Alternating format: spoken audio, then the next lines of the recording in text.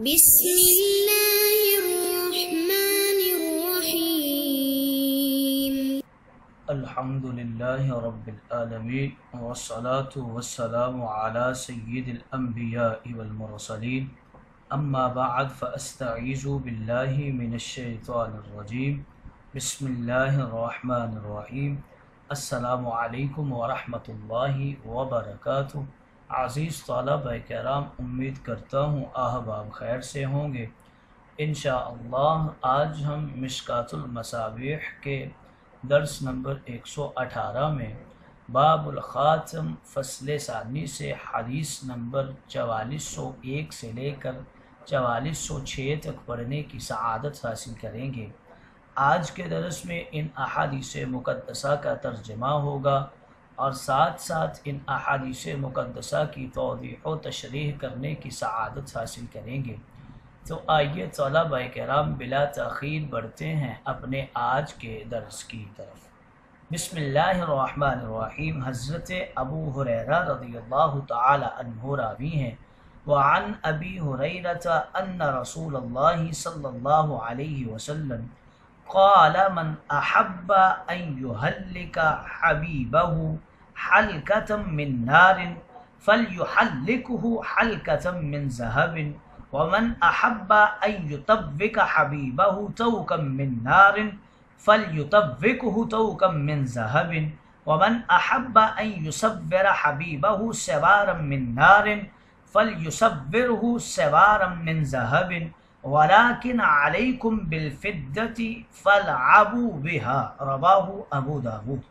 حضرت ابو ہریرہ رضی اللہ تعالی عنہ سے روایت ہے اور رسول کریم نے فرمایا، جو شخص اپنے عزیز یعنی بیوی یا اولاد وغیرہ کو ان کے کان یا ناک میں آگ کا حلقہ پہنانا پسند کرتا ہو تو وہ اس کو سونے کا حلقہ ضرور پہنائے، یعنی سونے کا بالا وغیرہ پہنانے کی سزا یہ ہے کہ اس کو آگ کا بالا وغیرہ پہنایا جائے گا۔ جو شخص اپنے عزیز کی گردن میں آگ کا توق ڈالنا پسند کرتا ہو تو وہ اس کو سونے کا گلو بند یعنی ہار ضرور پہنائے، اور جو شخص اپنے عزیز کو آگ کا کنگن پہنانا پسند کرتا ہو تو وہ اس کو سونے کا کنگن ضرور پہنائے، لیکن چاندی کے استعمال کی تمہیں اجازت ہے کہ تم اس کو اپنے استعمال و تصرف میں لا سکتے ہو۔ یہ ابو داود کی روایت ہے۔ گویا اس حدیث مقدسہ میں زیورات میں زکوٰۃ ادا نہ کرنے پر شدید وعید کی طرف اشارہ ہے۔ ان یحلق حبیبہ یعنی اپنے عزیز و اقارب، مثلا اولاد اور بیوی کو آگ کا حلقہ پہنانا چاہتا ہو تو اس کو سونے کا حلقہ اور زیور پہنا دے۔ سوال یہاں پہ یہ ہوتا ہے کہ اس حدیث میں سونے کے زیورات استعمال کرنے پر شدید وعید سنائی گئی ہے، اور مختلف احادیث میں بھی سونے کے مختلف زیورات کے استعمال پر شدید وعیدات کا ذکر ہے۔ حالانکہ اس سے پہلے کئی احادیث میں سونے کے زیورات کو عورتوں کے لیے جائز قرار دیا گیا ہے۔ یہ واضح تعارض ہے، اس کا کیا حل ہے؟ اس کا جواب یہ دیتے ہیں کہ علماء نے ان احادیث میں تطبیق کی کئی تعویلیں پیش کی ہیں۔ علامہ خطابی فرماتے ہیں، ایک تعویل اور جواب یہ ہے کہ ابتدائی اسلام میں مردوں کی طرح عورتوں کے لیے بھی سونے کے زیورات کا استعمال ممنوع تھا۔ زیر بحث حدیث کا تعلق اسی زمانہ سے ہے۔ پھر عورتوں کے لیے سونے کے زیورات جائز قرار دے دیے گئے، جس طرح اس سے پہلے حضرت علی کی حدیث بھی گزری ہے۔ دوسرا جواب اس کا یہ دیتے ہیں کہ زیر بحث حدیث کا تعلق ان عورتوں کے زیورات سے ہے جو ان زیورات کی زکوٰۃ ادا نہیں کرتی تھیں۔ زکوٰۃ اگرچہ چاندی کے زیورات میں بھی ہوتی ہے، لیکن سونے کو اس کی اہمیت کی وجہ سے ذکر کیا گیا ہے۔ ایک جواب یہ بھی ہو سکتا ہے کہ ممانعت کا تعلق تکبر و تفاخر سے ہے۔ بہرحال ملا علی قاری فرماتے ہیں کہ اس جواب سے احناف کا وہ موقف واضح ہو کر سامنے آ گیا کہ زیورات میں زکوٰۃ آتی ہے۔ فَالْعَبُوهَا یعنی چاندی میں جو تصرف چاہو وہ کرو، لعب بمانے کھیل سے تصرف مراد ہے۔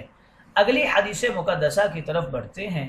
حضرت اسماء بنت یزید رضی اللہ تعالی عنہا راویہ ہیں، وعن اسماء بنت یزید ان رسول اللہ صلی اللہ علیہ وسلم قال ایما امرأة تقلدت قلادة من ذهب قلدت في عنقها مثلها من النار يوم القيامة وأيما امرأة جعلت في أذنها خرسا من ذهب فجعل الله في أذنها مثله من النار يوم القيامة رواہ ابو داود والنسائی۔ حضرت اسماء بنت یزید سے روایت ہے، رسول کریم نے فرمایا جو عورت سونے کا ہار پہنے گی قیامت کے دن اس کی گردن میں اسی طرح کا آگ کا ہار پہنایا جائے گا، اور جو عورت اپنے کان میں سونے کی بالی یا بالا پہنے گی قیامت کے دن اللہ رب العزت اس کے کان میں اسی طرح آگ کی بالی یا بالا ڈالے گا۔ یہ ابو داود کی روایت ہے۔ قلدت قلادہ گلے کے ہار کو کہتے ہیں، خروسن خا پر پیش اور زیر دونوں پڑے جا سکتے ہیں۔ یہ اس چھوٹے حلقے کو کہتے ہیں جو کان میں ڈالا جاتا ہے، کانوں کی بالی مراد ہے۔ حضرت علی کی روایت سے یہ روایت منسوخ ہو گئی ہے۔ اگلی حدیث مقدسہ کی طرف بڑھتے ہیں۔ وعن اخت لحذیفہ ان رسول اللہ صلی اللہ علیہ وسلم قال یا معشر النساء اما لکن فی الفدة ما تحلین به اما انه لیس منکن امرأة تحلی ذهبا تظہره الا عذبت به رواہ ابو داود والنسائی۔ حضرت حذیفہ کی بہن سے روایت ہے، رسول کریم نے فرمایا اے عورتوں کی جماعت، کیا تمہارے لیے چاندی میں وہ بات نہیں ہے کہ تم اس کا زیور بناؤ، یعنی تمہارے لیے چاندی کا زیور بنوانا کافی ہے۔ یاد رکھو تم میں سے جو بھی عورت سونے کا زیور بنوائے گی اور پھر اس زیور کی بے جا اور بے موقع نمائش کرتی پھرے گی تو اس کو اس کے اس عمل کی بنا پر عذاب میں مبتلا کیا جائے گا۔ یہ ابو داود اور نسائی کی روایت ہے۔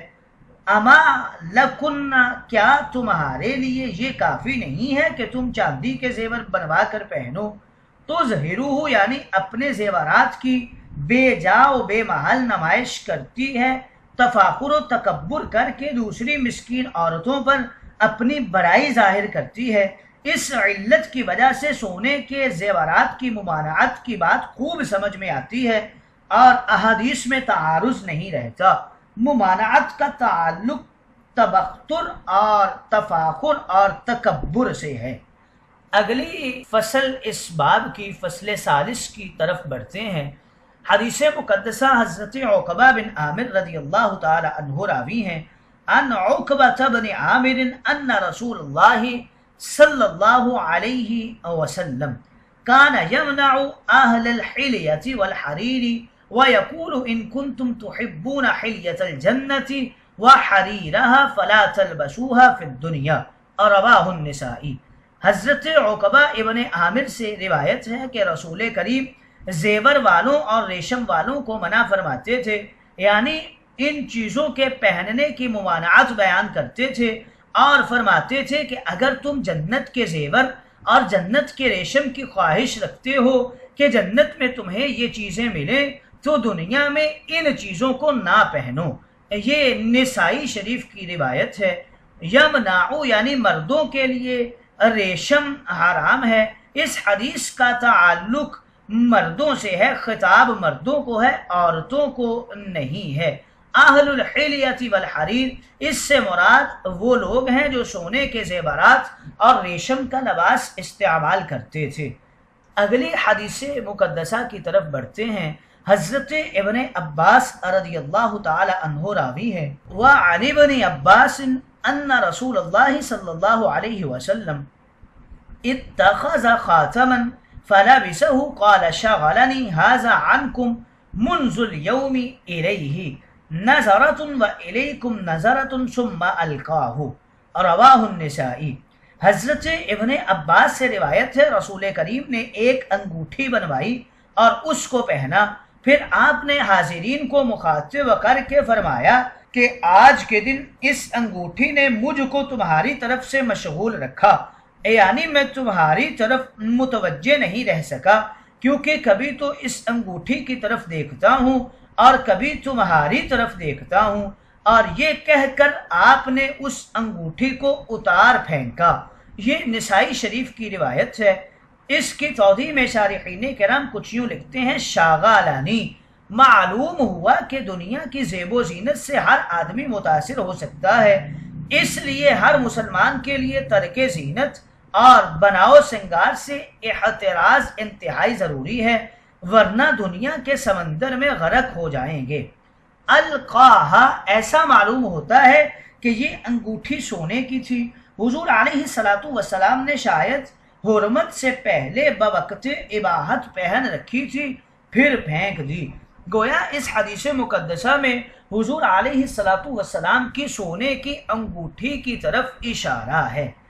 اگلی حدیث مقدسہ کی طرف بڑھتے ہیں۔ حضرت مالک رضی اللہ تعالی عنہ راوی ہیں: وعن مالک قال انا اکرہ ان یلبس الغلمان شیئا من الذهب لأنه بلغني ان رسول اللہ صلی اللہ علیہ وسلم ان التختم بالذهب فانا اکرہ للرجال الكبیر منهم والصغیر، رواہ فی الموطا۔